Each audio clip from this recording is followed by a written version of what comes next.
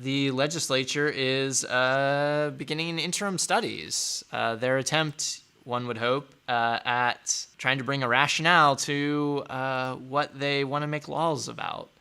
So these are, there's 136 in the House and like 70 some in the Senate, I believe. These are what the legislature does in the off season between sessions to prepare for session the next go around. These can be very interesting. They can also be pretty dumb.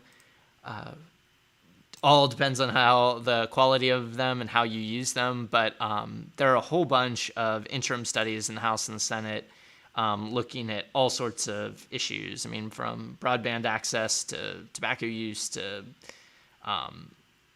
medical marijuana to COVID-related things. And a lot of it's just is special interests wanting to grind political axes. I mean, so that to me is of limited use because of how money-driven our political system is.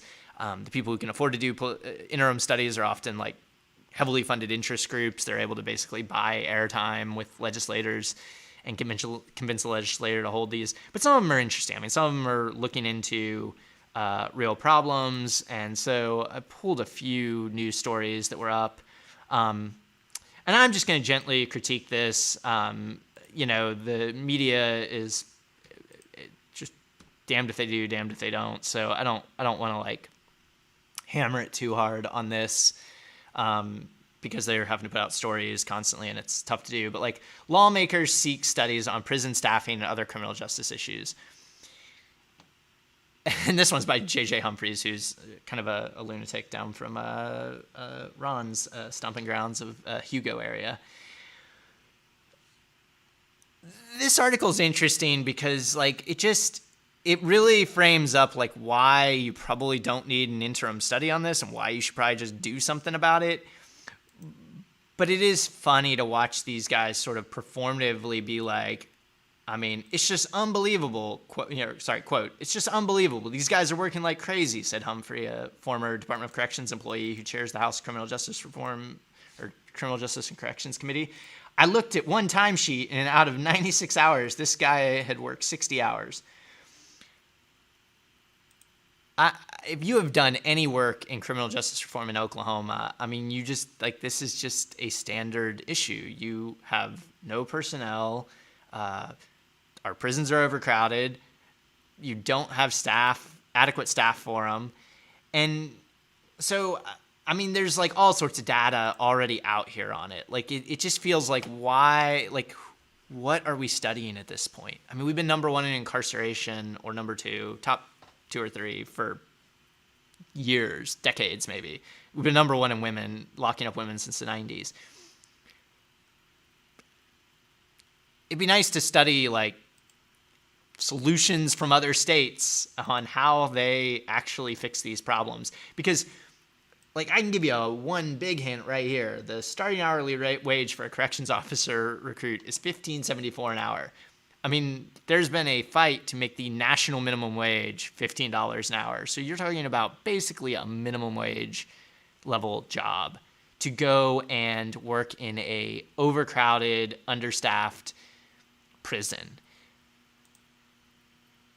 I mean, I do have a degree in economics, but I don't think you have to be an economics expert or a labor market expert to understand that, like, this is just going to be a problem, like, and so then, like, what are the solutions? Well, I mean, if you're paying tons of overtime, which costs a bunch of money, you can't recruit enough people, you're creating, line item budget efforts to improve, the ratios of staffing. I mean,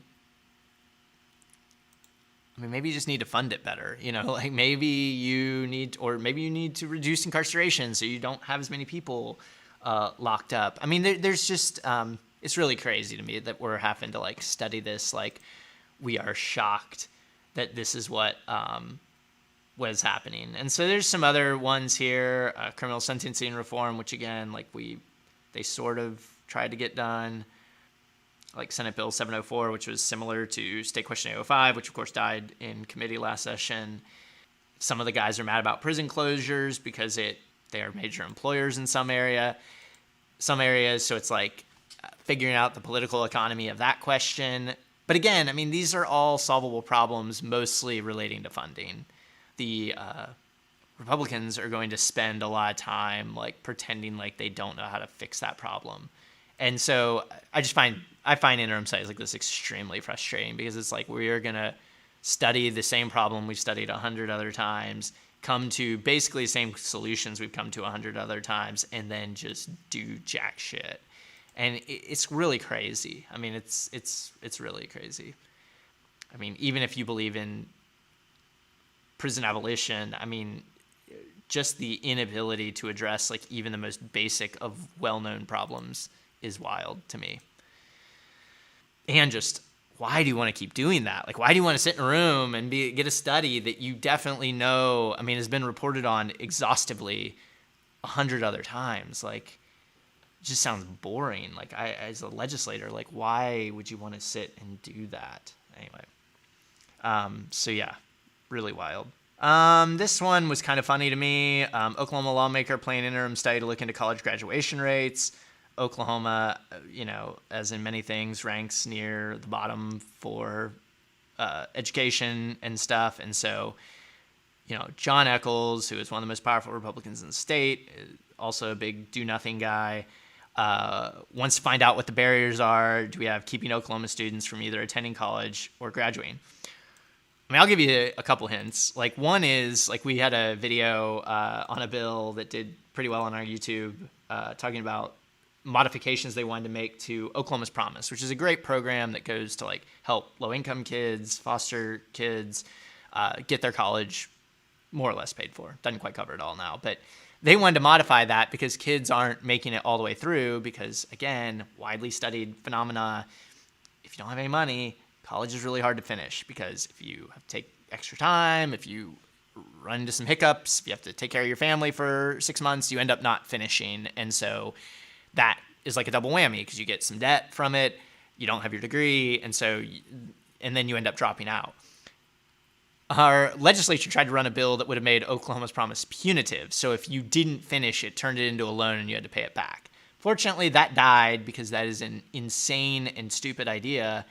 But now we're back to the drawing board with interim studies, studying like widely known problems that poor kids have trouble going to school because they have more barriers and they accumulate more debt and they can't justify the time and expense to go to school.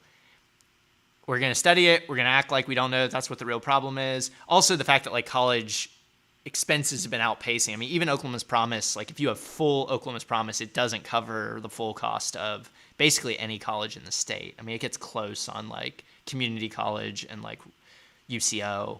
But OU and OSU are like way more expensive than what Oklahoma's Promise can possibly cover. So again, if you're low income, you just have this like massive added burden on being able to graduate. And guys like John Echols are going to spend all these interim studies being like, you know, how do we tweak around the edges instead of just beefing up Oklahoma's Promise or providing stipends to kids so they can stay in school instead of having to get out. Or just trying to control the cost of college or increase funding to schools so they don't have to keep raising tuition. I mean, like there's a ton of ways we can help the kids who don't make it through. But instead of doing one of those, we're going to try to figure out all these like goofy, you know, complicated neoliberal type ways to keep kids maybe in school and then realize 10 years from now that actually didn't work. Great. I mean, we'll see where we get with this, but I mean, obviously, even in Oklahoma, we have a major problem with the cost of college, and we should probably address that.